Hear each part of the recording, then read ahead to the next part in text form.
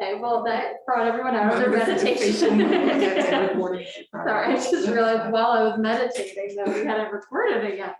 That's perfect. We don't want to be recorded and meditating. Right. That was like the bells of yoga. And I was thinking like, whenever I'm in like one of those meditation apps, so like little, like every 10 seconds, like the.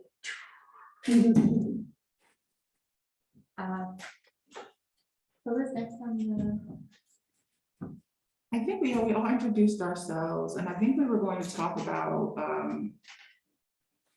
I guess if everyone else can like introduce themselves, would that be helpful? And then we can talk about what art means to us as a meditative practice. So who would like to introduce themselves? I'll go. I'm Veronica Urbani. I'm the marketing coordinator at nitty, and I'm excited to learn more about meditation and art, because I think I can use it right now. I'm Morgan. I'm a painter and be a resident in September. Oh. I'm Shay, and I'm the resident in June. Okay. I've never really meditated much because usually you're always I'll want to take in the back. So maybe that in and of itself is needed. Yeah. I'm Nasir, Nasir.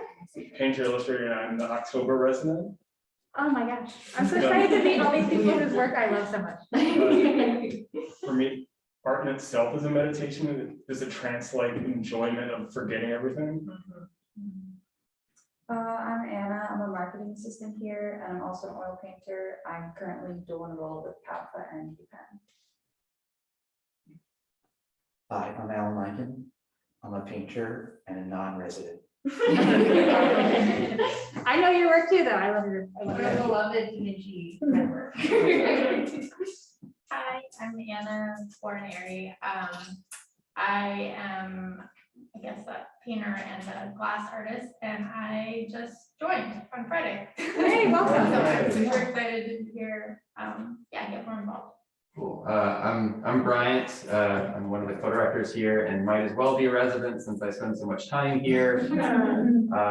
But I would say that I am a novice on this subject, which is perhaps why I'm behind the camera this month, but I'm happy to learn more.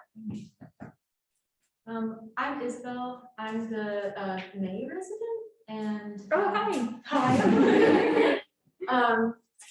yeah, I do like multimedia stuff, some painting, but yeah, art has been really therapeutic for me, especially throughout these past 2 years.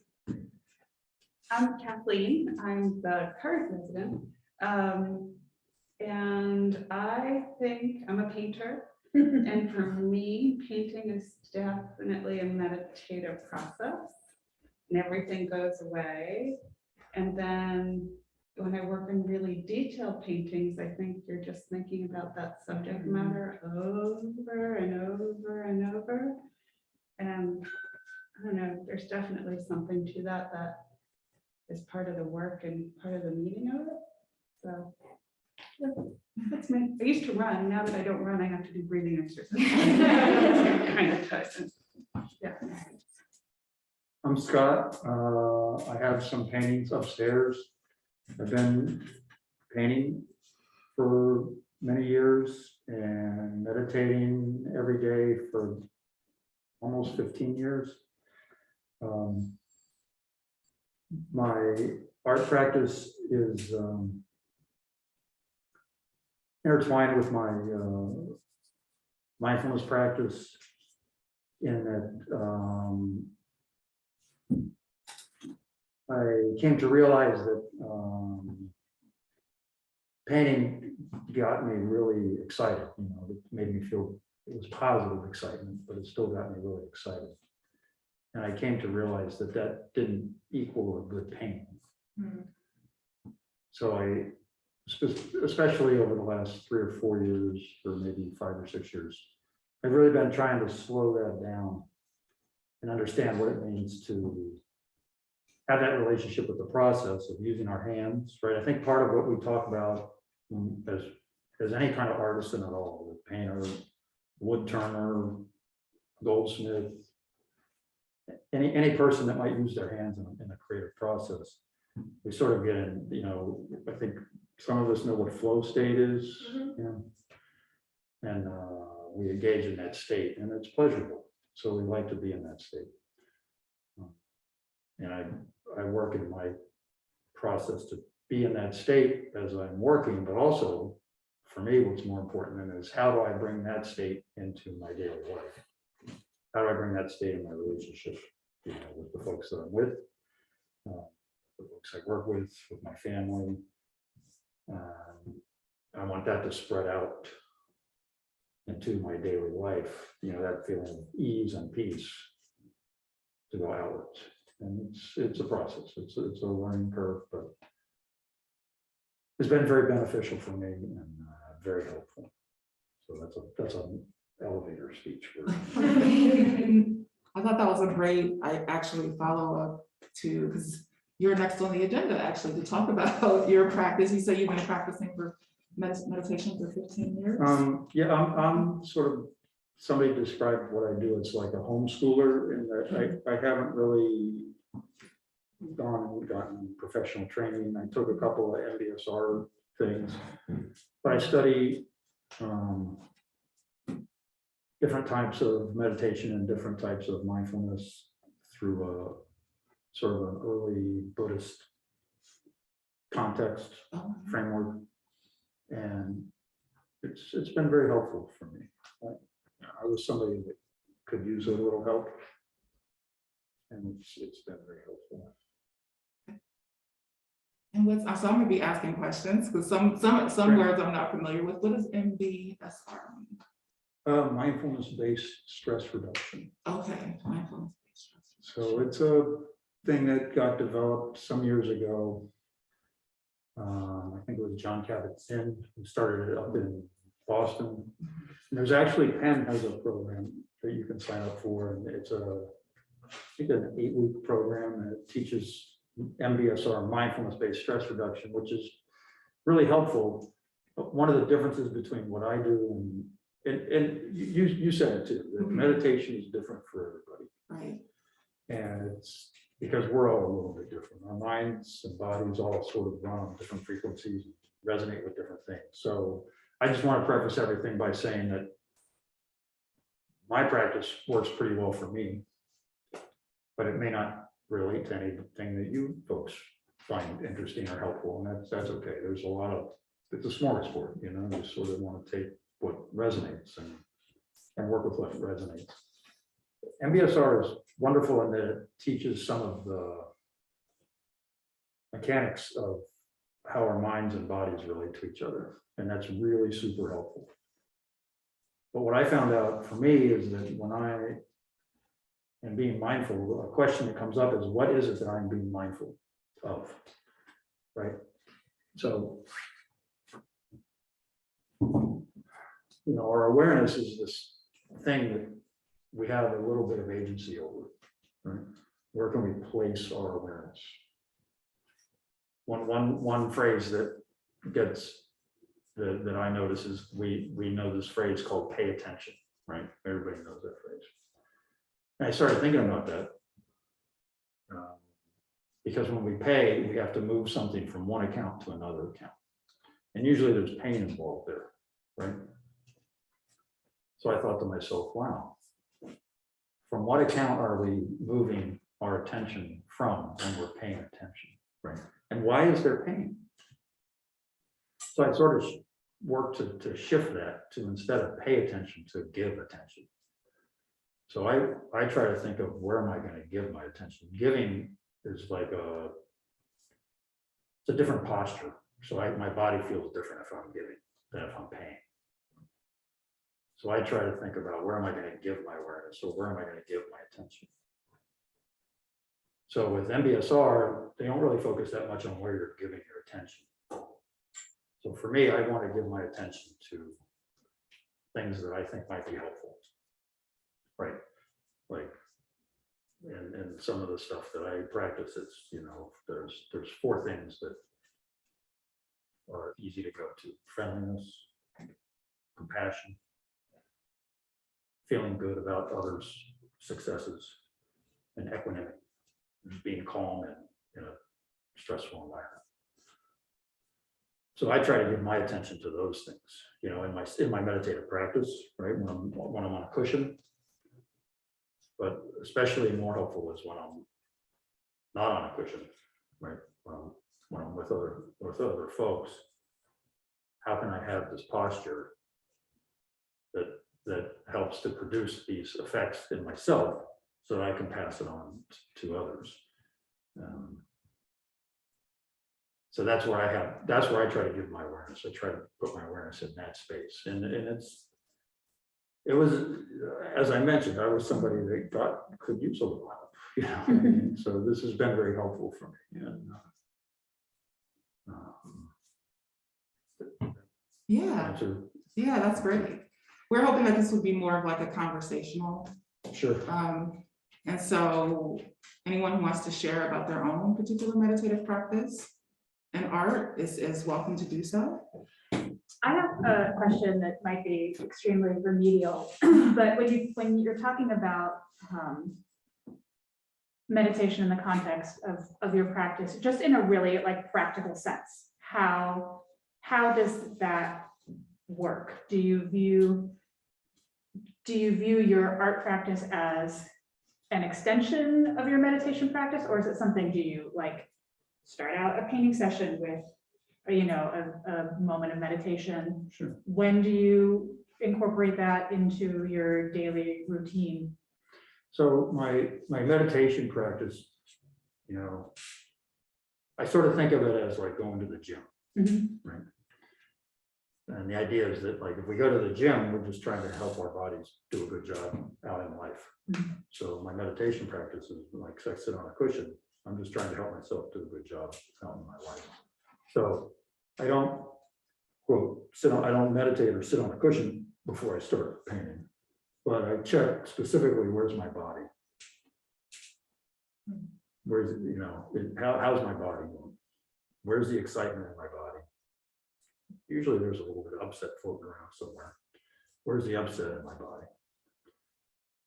Then I wait a second until that sort of, you know, everything comes and everything goes. I wait for that to just dissipate before, you know, I pick up a brush and start making.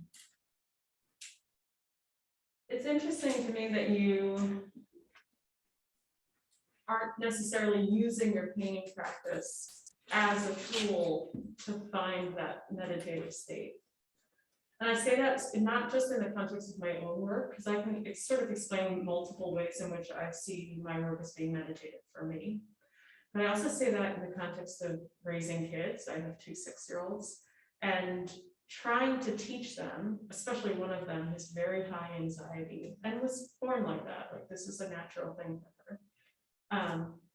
Trying to teach her to use different activities that she does and enjoys as meditative, calming, soothing exercises to take her out of the anxious state and put her in a calmer state. But I've also used that idea of like checking in, what can you figure out as a 6-year-old, what it is in your body or what is bothering you? Because it really is, right? Like you have to go, okay, and you have to breathe, and you have to be able to take yourself out. But I don't know, I think it's really interesting that you don't even pick up the brush until after you've pushed that stuff out. Well, first of all, I would say excellent job on Oh, working we'll with see. a 6-year-old. Really? We'll see when she's 25. I have two 20-year-olds. Okay. But like the little bit that you're working with this person on, even if you're not seeing results today, it's going in there. So excellent job.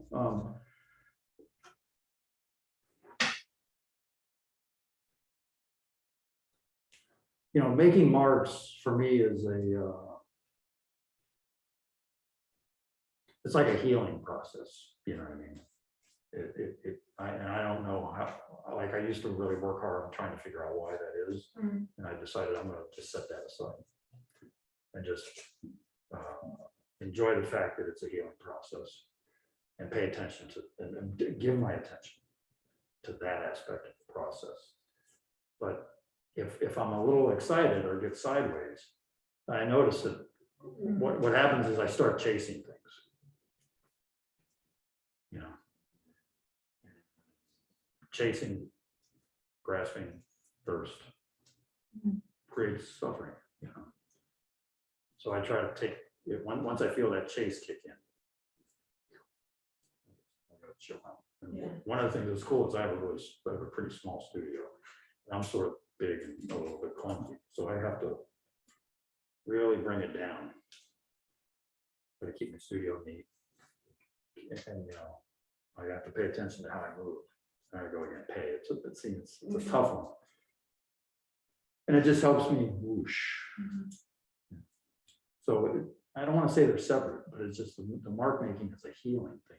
Do other people have that experience where it's just something heals, you know? It's like agitation dissolves, you know? I can agree with that. It's almost a quiet to everything else. Yes. All the noise is just reduced. Yeah, I think what you said earlier about the flow state is really relevant in my own practice, because I always talk about my practice as a meditative practice, but I think we go into it differently. We're like, I'm a super angry person all the time. And like my work is that place where I can find that, like the actual like thinking, you know, where like if I'm really like angry about something, I can go into my workflow and just release that and really like calmly think it through in that like weaving process of like the flow of making. That like after I walk away from my practice that day, that's when I feel the like drop. But like going into it, I still feel it's up here, you know, so the actual act of art making is what brings you down, or brings me down. So yes and no. What does flow state mean? What does flow state mean? Calms down the voices in your head. Also that state where you sort of lose track of time, lose track of like your sense of ego, and you're just in the process of whatever it is you're doing, it becomes all absorbing. And you're sort of able to do your work without thinking. You're just in the presence of what you're doing. Okay, is it like the zone? Yeah, Okay, all right. I liken it to when you're driving a long distance and you suddenly realize that like an hour has passed and you're not fully aware that you've been even driving the whole time. I don't know if people have had that happen to them. I do that with biking sometimes, Yeah. and then I'll be like, how did I get here? I'm very unsafe. But it's just because your brain was just totally doing its thing without you being aware of self or aware of it doing its thing. I don't know, I like it. That's interesting, because that reminds me of like the term dissociation. Yeah. And so for some people, that is like good, and for other people who have like, you know, extended dissociation, which I have a background in, it can be, that's interesting. I use my art for grounding to make sure it grounds me that I'm in the present. And so I become aware of everything that I'm doing when I like go to create something, whether it's a collage, a photograph, a drawing. And I think so you also mean hyper-focused on what you're doing, Yeah. not necessarily like mindless. okay, yeah. That made me think of something that contradicts also something we check within that. So I've been working as a box truck driver, like a large truck, and something within that is there's a state of almost sleep that is dangerous from getting lost in that flow, that if you don't know what happened a second ago, and it's the same to watch out for that, to just kind of check that flow at the same time. Yeah. Don't get too deep into it, but also paying attention. It's almost like they come around to each other, right? Like one is you're letting your mind wander and not caring, and one is hyper focused, and that's somewhere there they almost meet. Yeah. like on the other side of the circle. It's almost like, yeah, they're the opposite sides of the same coin. Yeah. right? And the helpful side is the side of, engagement and integration, but the other side is the dissociative side. Right. Might not be helpful. Right? Does anyone, I find that part of the ways I use different mediums is depending on what I like need from the work. So like I do these really detailed watercolor stripes, and I'll make like collage material, and I actually don't even necessarily like the work I make from it, but I really need the process. Whereas if I'm doing a stained glass work, that's a completely different way of engaging with the work. I don't know if that resonates with anyone. Yeah. So I had a teacher when I was still in school who she always told, I talk about this all the time, so sorry if you're hearing this for the 8th time. But she always told us to start our practice just making bullshit. Just something completely out of our element, or just opening a sketchbook with watercolors or something and just going at it to clear your head going into the practice.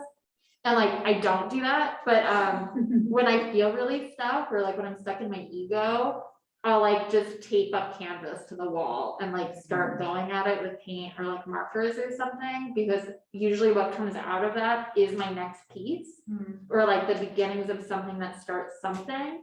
Because I think sometimes we get too wrapped up in here, and that in itself to me is a meditative practice of just getting the gunk out. That's so funny. I would never do that. I don't think I've ever done that. That the idea of starting something and just not knowing where it's going, to me is not in my realm of OCD. Well, your work is very. That's my whole Well, that's an idea at the beginning. This is where it's gonna go. It never really winds up exactly that. Well, way. that's true for mine too, that it definitely, I have to make decisions as I'm doing it. I don't make all the decisions beforehand. But, and I specifically worked to let go of control, that's part of why I do what I do. So I find that I have the mark making, which is what you were talking about with the stripes, right? That's in the highly rendered stuff that I'm doing, that actual application of medium to paper or canvas or what have you. But I also have a meditative state when I'm playing around with the puzzles. And that to me is more of a mathematical hyper focus, like you were talking about, where I have to put my brain, give my attention fully in order to even wrap my brain around what I'm doing. And then the other side of it is the mark making, which is way more calming. Yeah. Yeah. I think everyone kind of has the different elements, that works for you to get to that side, whereas I'm going to use you as an example, Alan. Alan recently submitted to our Rizzo publication coming out next month, that he starts a lot of his work with making collages that then can be transformed. I mean, you can talk about it more into his finished work. And I think that's a good example too, that's completely different than what I was just talking about. But it's almost, I was trying to say, it's almost enviable. I love the idea that someone can just, I don't know, flow onto paper freely. Oh, mine don't look good. And the problem is what do you do next? Right, I mean, So is there a sticking point there? Well, you can, I am kind of improvisational, Yeah. so I'll do something and then it may be really bad, and I have to figure out, well, what can I do next to it? I found myself wasting too much time in my studio just to get that soothing property of the meditation of this. Right. So then I had to start incorporating meditation in other areas of my life to get that need met. So I was more productive in the studio. I was about to ask Scott about that, of because I don't have a meditation practice, and did you find your work improved upon when you started meditating and you didn't use that as kind of like a way to meditate or like find that peaceful state? I don't know well, the paintings I'm doing now and paintings I've been doing for the last 4 or 5 years, the attitude I have towards the process is something that showed up in my work a number of times in the past that didn't get positive feedback, so I set it aside. And I learned that that's not a good approach. And so my practice has allowed me to, this has to do with voice, right? My practice has allowed me to accept that these are the paintings that I need to make. And so in that manner, my practice has allowed me to come to terms with these as the paintings that I need to make. And then the reward is that as I make the paintings, the forms, I get forms presented to me, right? So I've got a list of a mile long. So, and that's how I know that.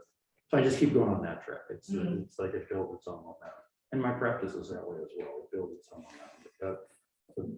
The more skills I develop as a meditator, the more restful and more useful I am on the cushion, then the more easeful and restful I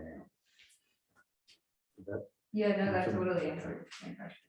You Thank you. mentioned that part of your practice involved sort of being happy for other people's successes, I Yes. think. Yes. And you also just now mentioned, you know, sort of drowning out other people's feedback, sort of external motivators. And it seems like those two things are connected a little bit, about sort of not letting what's around you kind of get to you, or separating what you do when you're alone with how you interact with other people, presumably other artists. I was wondering if you could maybe talk a little bit more about that. I think that thing about, you know, being genuinely happy for other people is something that a lot of artists struggle with, because it's such a brutal way to live your life. Well, the one comment that comes to mind on that is that it's a long road. And I think I'm one of the older folks in the room, so, you know, it didn't happen overnight. And also, my livelihood doesn't depend on work. So that's put me in a luxurious position that I would acknowledge, right? So what I found is that voice is crucial. And because voice is a manifestation of my process being integrated with my intent. And it goes to, you know, when I say voice, I don't mean the words, right? I mean the forms that are manifest.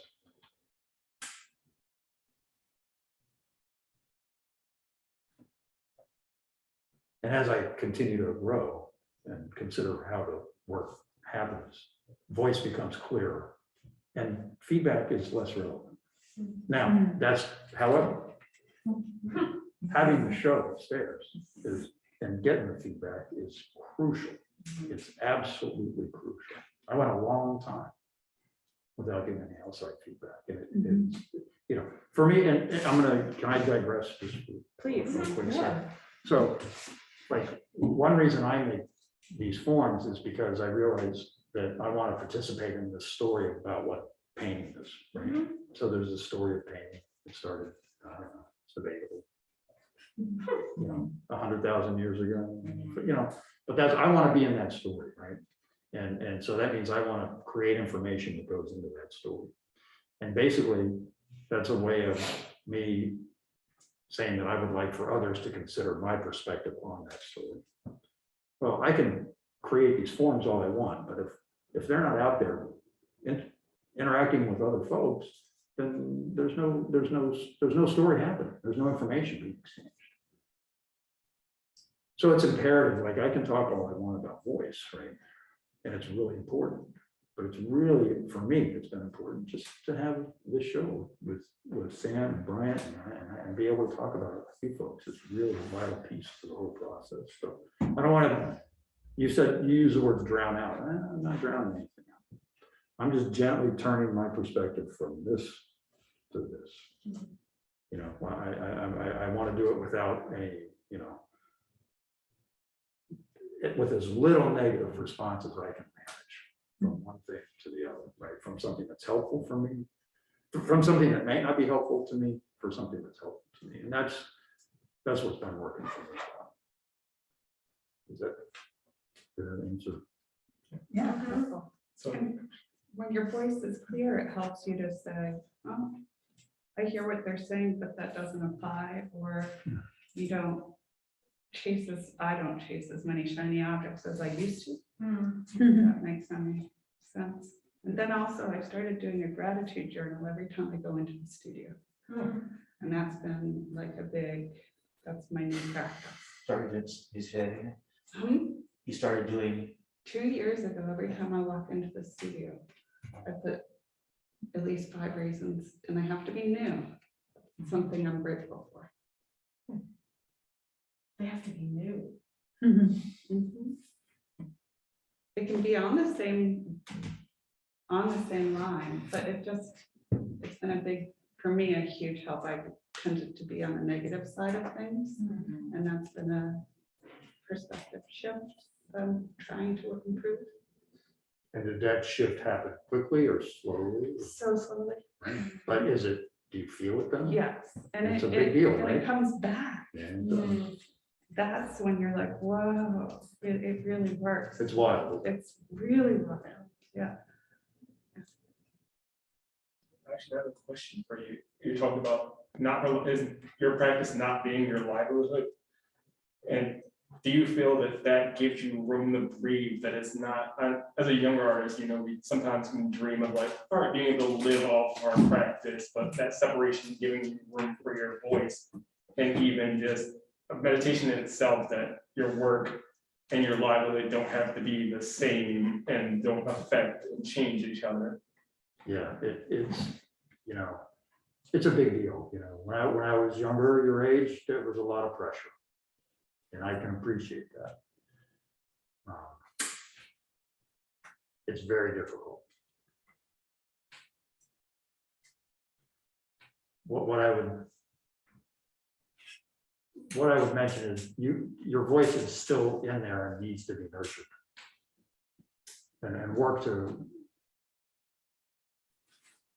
try to understand what that means.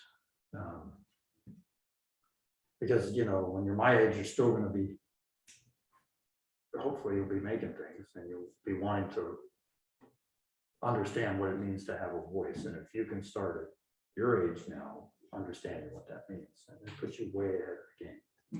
That's something I feel like I've started and I want to be more conscious of, that I don't lose the joy for making, that it becomes a job or work, or I feel like I need to take a break from it, that it is the fun and joy from what else, everything else is going on. That's I've good. seen that with a lot of more commercial artists, that it kind of feels like they got lost at a certain point, you know, like you can usually see that like turning point happen in their process. And like some commercial artists still have like a different practice where they'll do more of their personal artwork in combo with like murals or more public work. And I feel like that's like kind of the crux point, is like making that decision for yourself, or being like more aware of that. Mary, do you want to add on to that? When you say commercial artists, what do you mean by commercial artists? Like people who work, or like their art practice is their career, you know, or like, you know, like you'll see like a lot of Bridget Meyer artists, you know, like they'll have like a very commercial practice, and like some of them have like a more personal practice and some of them don't. Yeah, I mean, I think that,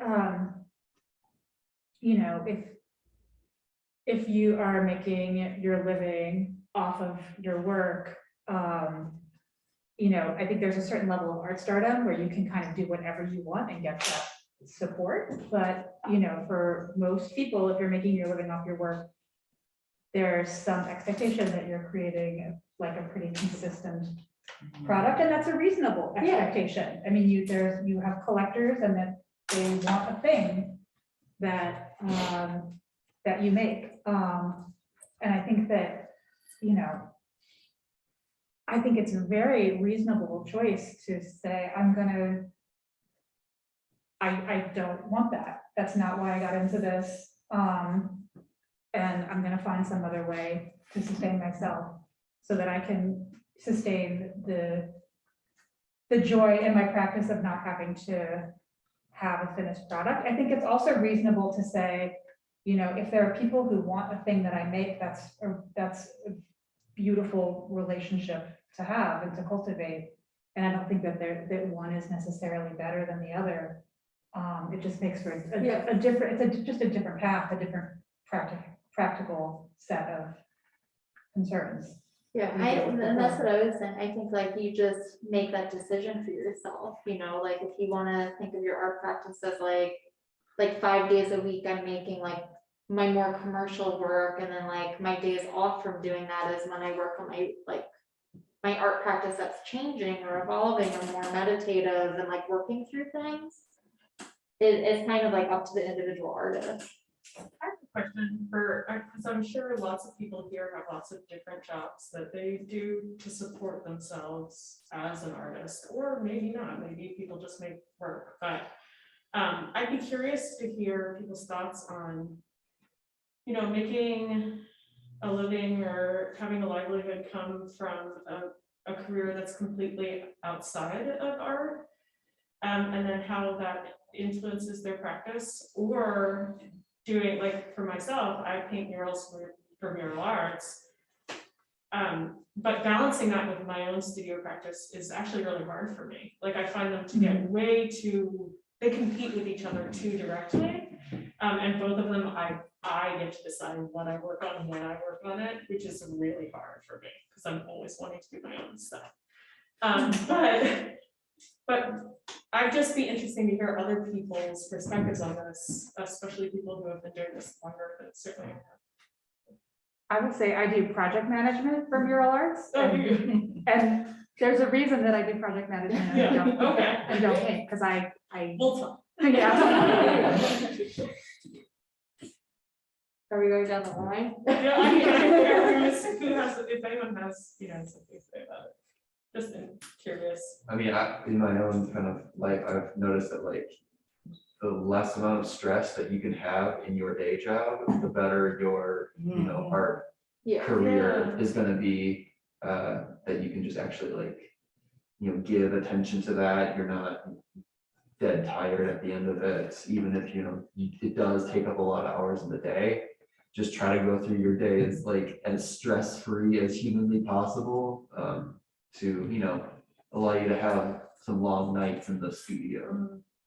I think there's too, it seems like people who aren't artists, they place a lot of stock in what they do professionally, and like, I always kind of, it's not necessarily sad, but it's like, it makes me feel grateful that I have like something else that like fuels me, as opposed to going into work and that's like what your identity is. And it seems like a lot of those people, especially like my age, are coming to this point where they realize that that's not who they are, and like they don't have the space really to like explore who they actually are, and like because it's like they're relying on this thing to survive. And yeah, but I don't know. I don't really know how I got to that point. No, I think that's a good point though. Okay. I understand and feel like the conversations I've had with my mother recently of what, she's a nurse and she's worked in the medical field for 20, 30 years now. And like her trying to figure out who she is and what she enjoys now, that she relies on me to have conversations with her and like give her the pieces that she doesn't see necessarily, because that was everything, that was work, that was what she was doing. And trying to figure out those other pieces of the whole, versus that we've seen a lot of artists already starting, whether they're figuring it out still, what they're enjoying and what. Yeah, and like a lot of times Is you who they are. can't make money from art, so you have to have a job that it's not that you don't care about it, it's just that it's not like so important to you that like it's a job. It's, you make money from it. You either like it, hopefully you like it. And hopefully it doesn't like cause you like the major mental stress, but but then you have this other thing that's your own and it's like special and like sacred. I don't know. I think what you said earlier about, like, if there's too much excitement in your body, it leads to bad art. That's just really got me thinking. I like personally like just had this job that I was doing for a while that was like really stressful and sort of like threw a lot of my life sort of out of balance, and my art practice became this like I was just like would be so wound up at the end of the day that art was this place of escape, became a tool of like dissociating to sort of recover from all of that stress. And yeah, I agree that like just speaking from my own experience, trying to find that balance where like work is work, it's like a way of paying the bills, and like art being the main focus. That's like a hard balance to find. I don't know, like, yeah. You're never gonna find a balance. So cool. The balance of being unbalanced and getting comfortable with that. And that's hard. Yeah. But so it's just shifting to know that one time this is gonna be a priority and the next it's phases rather than balance. So it's never gonna be this, one day it's gonna be this, the next day it's gonna be this. And you just gotta ride with it and get safe, get comfortable with that. It's just about. Yeah, I appreciate that perspective a lot. I'm definitely like, I'm only 23, so I haven't been on this earth for very long, but yeah, I think I'm really just thinking about how I think recently in my own life, I think using art as like a way of dissociating and like separating, rather than coming back to myself and like healing myself.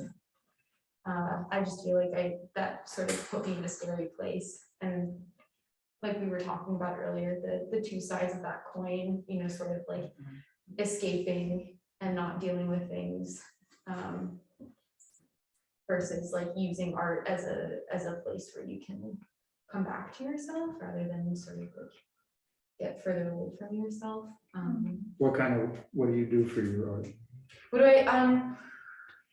great question. I paint, I do collage, I like to draw, I do some like sewing, fiber arts kind of stuff, but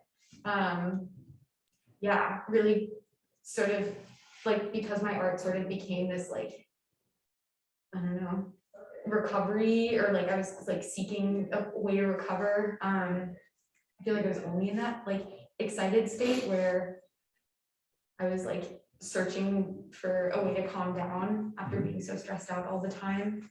But then in that process, you know, trying to search for that calm and that quiet, it was really hard to find my voice and actually figure out what I was trying to make. I was like just searching for that flow state, not really focusing on actually making anything that I felt proud of. But yeah, I guess in that way, like sort of developed almost an unhealthy relationship with like how art can be meditative. I get that. That's easy to do because it's very exciting. You know, and you used a phrase, one of my favorite phrases, shiny ball.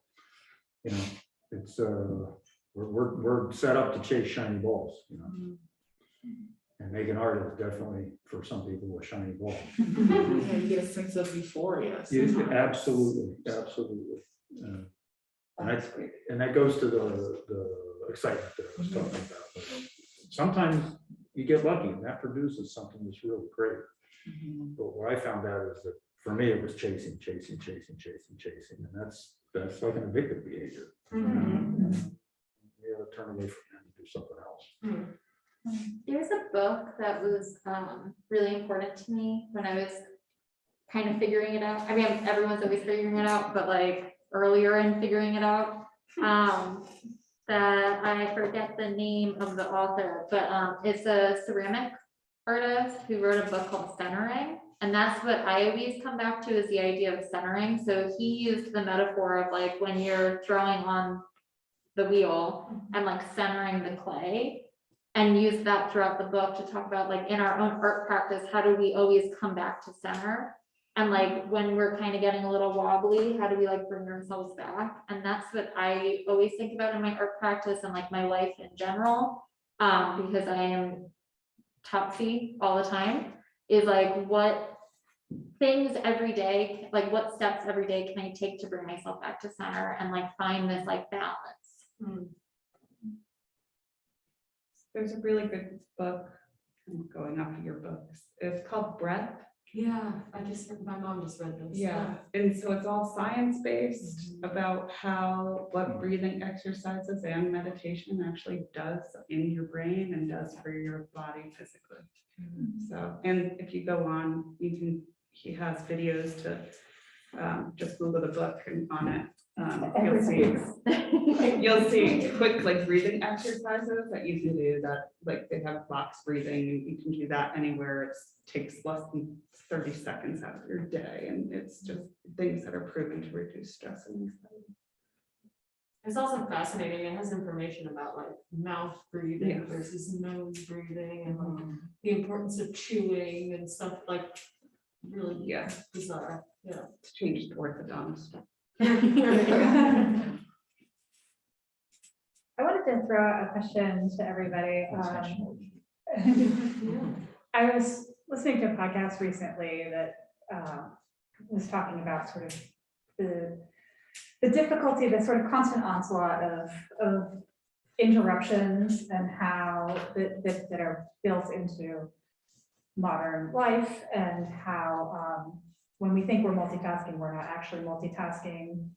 We're just doing things badly, that it takes much longer to switch between activities than we think it does. It takes like 30 minutes to get back to where you were once you let yourself be interrupted. And it's something that's been on my mind a lot lately as someone who has like literally 5 jobs and 2 kids. And I was just wondering how all of you deal with interruptions in your studio practice, if you have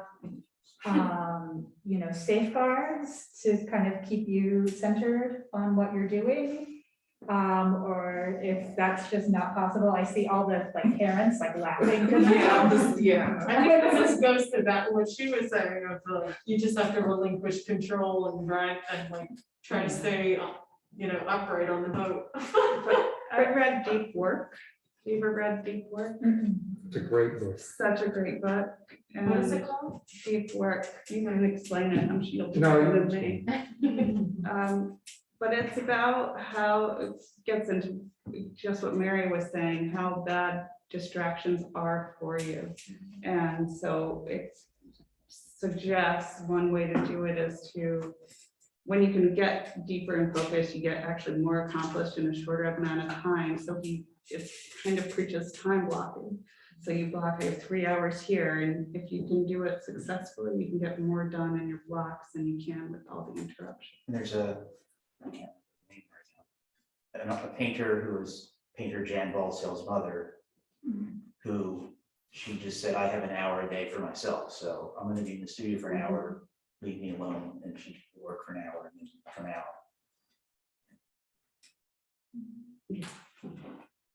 This all just reminded me of a phrase a professor had taught me that I quite honestly have not been adhering to, which this reminds me of gear shifting in between doing things, that starting any one thing you need in 30 minutes or an hour in between stopping something else and starting something. Otherwise, the remnants of everything else are just going to drag into it, of like having those switches of like not just jumping from, all right, I was just doing this, now I'm going to start this, and I'm going to feel like I'm 100%. No, you're still going to be slowing down from the last thing for however long, and now you feel stagnant going through.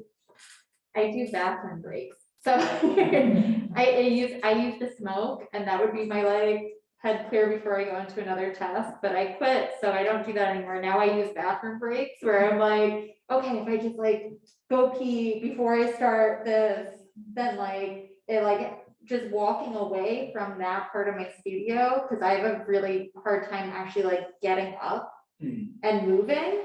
So even if it's just like me moving the 3 feet from my room to my desk to start a new project, like going across the room to go to the bathroom and then going back helps me. Even though it's not that like 30 to an hour like transition, it still like knocks you out of like whatever like your mind is in, because that like 5 minute like in between will like get you out of like, oh, I was just like painting and now I'm looking at the computer. I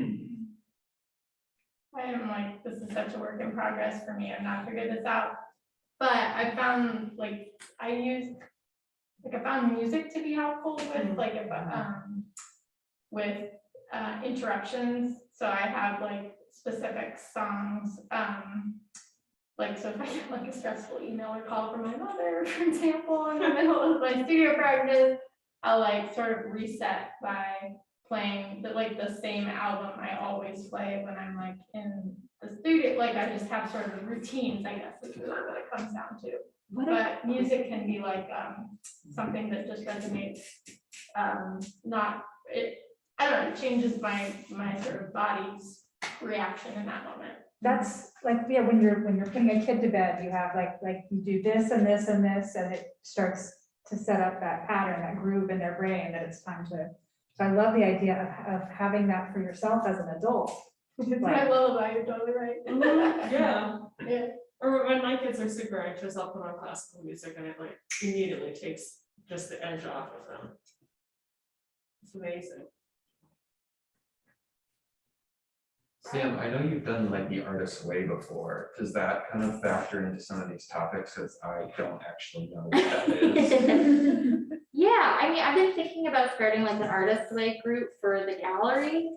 So the artist way, for anyone who doesn't know, is incredible. The whole idea behind it is when you're stuck, or it actually was written with the mindset of like, if you are someone who doesn't think they're an artist, use this book and realize that you are an artist, because everyone is an artist. So each chapter has like a different topic, and then like 10 exercises that you choose a couple from to start to like spark things. So I do the artist way every year around the springtime, and it just kind of like, I have seasonal depression, and it just kind of like pulls me out of that rut where I'm like, I was making things all winter, but I'm like not into it. And like, this kind of gets me back into my studio practice. And this year I'm trying out her 2011 book instead, because she wrote it in the 80s. But yeah, it's 12 weeks. Every week you read a chapter. And it's just kind of like the idea of like coming back to something every week and creating a practice for yourself. What's an example of that, some of the an exercise? My favorite one is find a cool rock. So it's like very basic things, like some of it is just like making lists of like things that inspire you, and then other ones are just like go out and pick up some leaves that you think are cool. So it's like very basic, like all of the 10, like there are some that are complicated, there are some that are easy, and you just kind of like try to get a mix of everything. The most relevant thing is the morning pages. So every morning you start like cursive writing 3 pages, and it's just like a mind dump. And I've been practicing that for like 5 years now, and I don't do it every day. I usually try, and I can tell that I'm getting off center when I'm not doing it. And that's also like, I have OCD, and I like having routine in my life, and having like a set routine in the morning to get me started for my day has been really helpful. So that's like, I either start with that or yoga, and that kind of like keeps me on track. But yeah, I mean, everyone I've done it with usually starts out being very resentful. I've told Ronnie this before, usually around like between week 6 and 8, I hate it and I'm really angry. And then like by the end of it, I'm like, wow, I'm really glad I did that again. So yeah, I'm excited. This one is like the one that I'm doing this year, I think is like flowing water or something. And it's for people who have done the artist way before to try and like, when your practice is like you've fallen out of it, like how to get back on that flowing path. Also, I might be completely butchering this, so, because I haven't done it yet. But yeah, I mean, the artist way has been really important for me. So thank you, Brian, for bringing it up. But yeah, I mean, I think that is what started my meditation process, and like recognizing that within my own practice, because like I said earlier, like I come from a place of anger in my art practice. So like a lot of my work touches on like gentrification and like political things that are happening in the city and things that I'm very angry about, and like police violence. And like coming into my art practice is like, and making work about that is like before I had this meditation practice was I would leave really angry, and like now I recognize like, oh, this is actually me letting go of things in my practice, or not, maybe not necessarily letting go of it, but like finding some form of peace with it, and recognizing that like art can be a method of communication rather than just like throwing it out there. Sorry, that was a lot. You told me about music. I thought of a question, like, does everyone listen to music or podcasts or anything while they are working on their art, or is that? Okay, It goes back and forth. Sometimes it's Yeah. helpful, and other times I can't stand it. yeah. Well, it's funny because like sometimes when I think day to day, like, I'm not like really an auditory learner, like it doesn't penetrate my brain when someone's like talking. So podcasts, I can't even absorb them because my mind is just like always somewhere else. But when I'm painting, for whatever reason, like that focus of like doing something with my hands, like I can actually pay attention to the podcast. And then like, but sometimes with music, it's kind of nice because then you're paying attention to your hand and you almost like forget that you're listening to music, and then it stops playing at some point and then you're in silence for like an hour and a half and you're like, oh, whoa. I was just thinking that whole time. So I was just curious if other people like felt similarly. I use it to calm my body down. So I listen to pretty quiet stuff. I used to listen to the active, vibrant stuff, and then I realized that's what my mind was doing too. Anyway, I think that music is amazing and wonderful. It wasn't being helpful, so it shifted to a really quiet sort of. Sometimes I think people don't even see it as music, but I'm excited to share. Can I share this? I found this, there was an article in the Times, this woman, Eliane Radige, Radige, and she was an early electronic music composer from the 60s and 70s. And like, there's electronic music that sounds like, sort of sounds like acoustic instruments, but it's made with electronics. But she was actually making it, she was radical, and she made like the machines, the sounds that the machines made, you know. So, and that didn't do much for me, but over the last 10 years, she shifted to creating music for acoustic instruments. And it's this amazing, slow, resonant tones that go on for like 45 minutes or an hour of just rising and falling and rising and falling. And she made this music when she was 90. So it gives me something to look forward to, that, you know, this is this person that's been working on her form for, you know, 65 years, you know, and still is producing something that's really powerful and fantastic. So she was quite a find. This other woman that I listened to is Ellen Fullman. And she created this thing called the long string instrument, which is a 40-meter instrument that she designed and created, where she runs different calibers of wire on each side, 2 sets, one on each side, and then she basically does kinyan or walking meditation back and forth along the wires, fingers to wires. And they create a resonance that rises and falls. And sometimes she performs pieces with other string instruments or percussive, as well. What was her name? Sorry. Ellen Fullman. And, but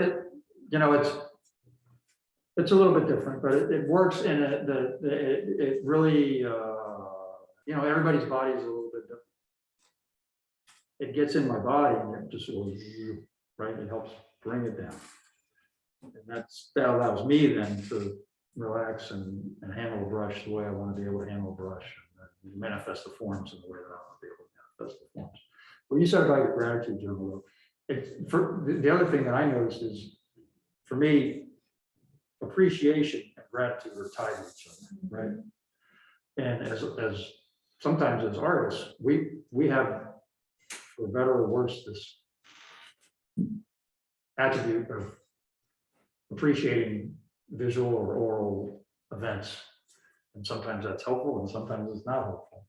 But what I found out is that if I can come to terms with that and understand that I can have that appreciation and then let that go to gratitude, that's a big deal, and then you find that you get to be great, you get to have gratitude for just about anything. And that's really healing, and it takes time, but that's a really good thing. But understand, as artists, we have that ability for appreciation, and it's right there on the surface all the time, right? And sometimes we just so there's aesthetic response, right? And the opposite of that is anesthetic, or to be anesthetized, right? Which means to not feel. So we can either feel or not feel, right? So sometimes it's not so fun to feel, but if we can come to terms with that and understand that the opposite of that is to be anesthetized, well, that's not so good either. So how do you balance those two? How do you have an aesthetic response, not just to art, but to life? How do you have an aesthetic response to life? Sometimes your aesthetic response generates anger or upset. That's tough. How do you work with it? And that's the question. I don't know. I meditate. Oh, I have many. One that I just finished is called The Dawn of Everything, and it's written by these two guys. I forget their names, but it took them 10 years. And it's a book about how one was an anarchist anthropologist, and I forget what the other one did, but the anarchist anthropologist is the primary voice in this book. And it's about, they went back in human civilization, I think like 35,000 years, to try to figure out how we got to where we are. And it's an amazing document. It's really long. When I say read, I have a little bit of a commute, so I listen. But it's an amazing document, not just the content, but the form. It's a giant book. I mean, it's giant. One of them like died or completed it? Was that Right after he finished it, yeah. My brain is bruised. And he passed away. I think he passed away from cancer. But yeah, that's the one. And I looked at his career. He's an amazing thinker. He's an amazing thinker. So that was a lot of fun. And I read books on mindfulness, and I read books on art. There's this other woman that I read, Ellen Dissociation, and she wrote a book called Homo Aestheticus. So her if we think about Homo sapien, the one who thinks, right? Homo aestheticus, the one who appreciates. So if we just shift our perspective from what kind of homos we are, right? Are we ones who think, or are we ones who appreciate? Well, that's a whole different thing. It's a whole different mindset, just to appreciate instead of think.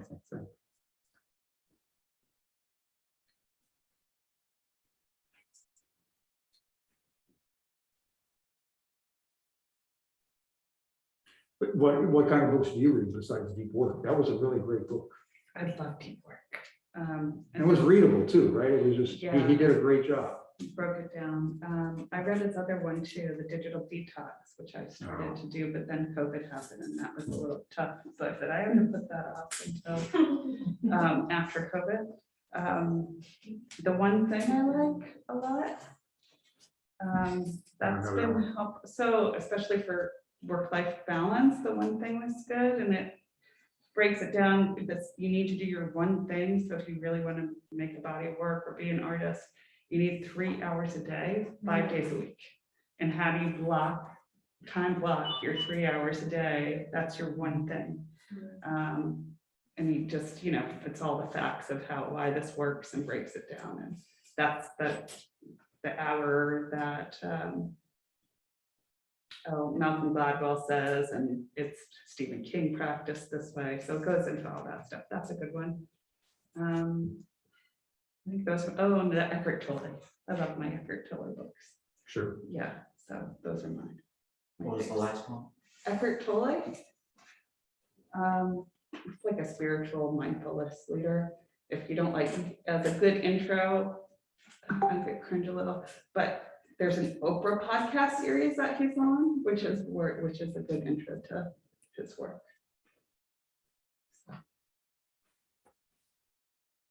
I was thinking a little bit about what Sam said, the thing about writing a journal, like in the artist's way, that, what is it, every morning? you're supposed to do it? Yeah. Okay.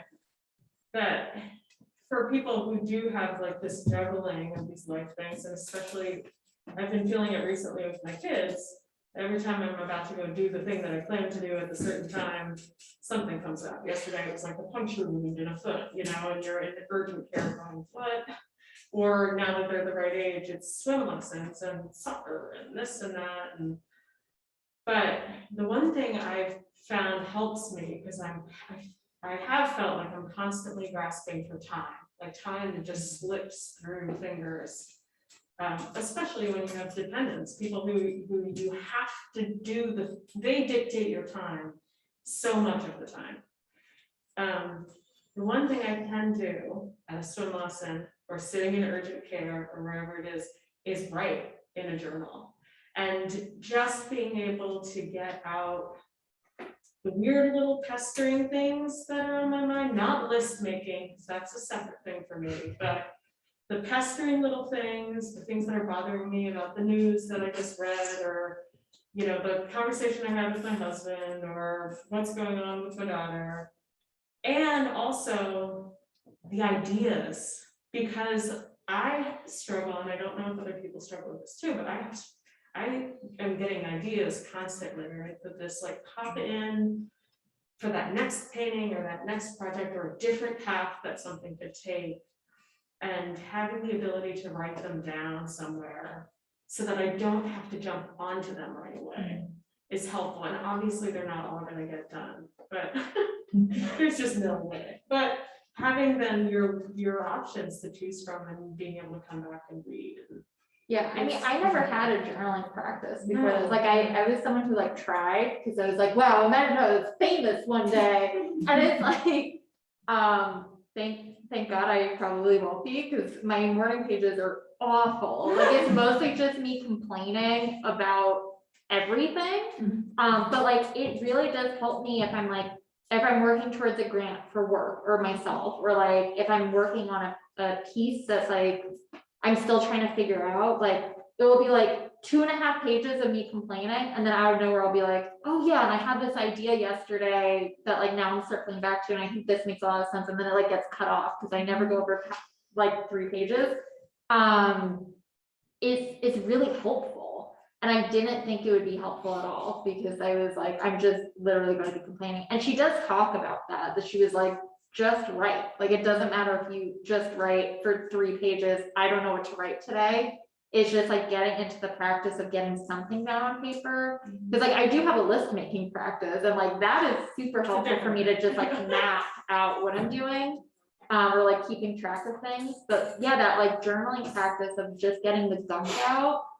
And like that's the idea behind it, is like we are so cluttered up all the time. And like especially what Mary was saying, like when you're balancing all these different jobs, like whether it's having kids, or literally in Mary's circumstance, having kids and also 5 jobs.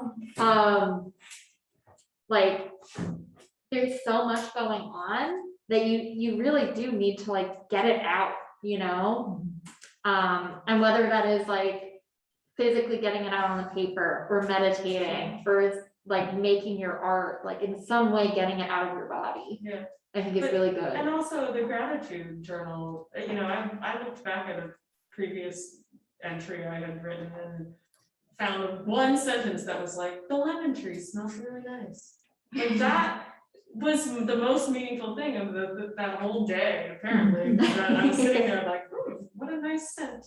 But that's a moment of gratitude that was really kind of refreshing. I took a workshop like years ago that was about like a self-care workshop. And the only useful thing that I learned in the workshop was creating a gratitude list. So the idea behind it was make a list of things that break you out of your cycle. So like let's say you take 20 things. So like mine was like my dog, like sitting in the sun, and then it's just like very basic, like drinking a cup of tea.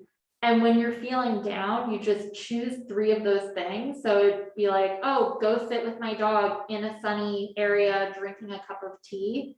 And like, I keep those lists all the time. Like I still have the original list that I wrote, but I'll like revisit it every couple of years to be like, okay, what am I feeling grateful for now? And like start using that to like make what I need. The only thing, your body, this is slightly depressing. So at age 24, your body is at its top physical peak, and then it starts declining. The only thing that keeps What are you it, talking about? what keeps improving is your brain. Yeah. So the more power that you have over your thoughts and your brain, the more control you are. It comes out in every, And I think it's especially true for certain types of creativity, like yeah, art and writing. Because I know like mathematicians and poets tend to be very, like, they have to be young for some reason, but art practices and writing can, you kind of gain more experience and make things more yeah. complex. Yeah. And rich. So these, I kind of think of the meditation, I don't know about you, is it's my mind muscle and getting, Yeah, absolutely. I'm still exploring, still learning and improving and growing. Absolutely. That's how it works for me. And another book that I'm trying to get through, it's a tough one. It's called The Master and His Emissary.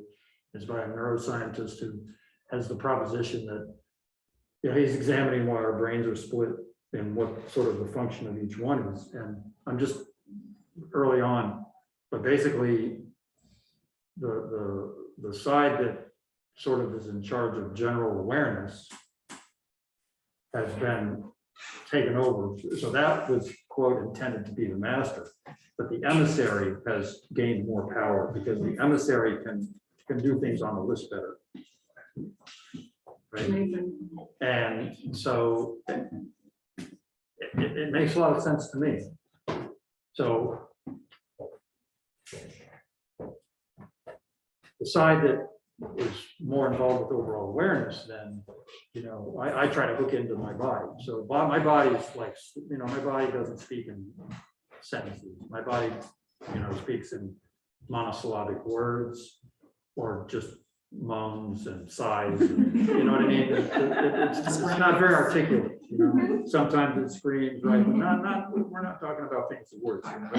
And it certainly doesn't tell stories. So if I can bring my awareness to my body, then now I'm not in the storytelling mode, right? So, and it takes a lot of work and a lot of time, but I'm older, I'm 62, and you can change how your mind works. So a lot of this is about habits, right? So your journaling is a habit. Your gratitude journal is a habit. Listening to music in the studio, that's a habit. And your body, like your body's probably already changing its behavior before you turn the music on, because it knows, you know, your brain has already said, you know what I mean? So it's this really positive thing that we can work with, and our thoughts, our habits, not all the time, but oftentimes our thoughts are habits. For me, I don't have a lot of new thoughts. Most of the thoughts I think are I'm pretty good at them. I know them all pretty well. So I want to be able to try to, and they're not always very helpful. So I want to try to set those aside. So I just wanted to bring that up because of the habit thing, and it's that's what grounding is. I'm going to get back to what you said about grounding, right? So our bodies are ground, right? Boom. They're slow. They're, you know, they don't use fancy words. And that's going to be very helpful for us, right? But our brains are shiny balls, and we gotta be careful with that. They sort of outstripped, you know, they're ahead of the skis. You know what I'm saying? And I think the evidence is, you know, we just look around.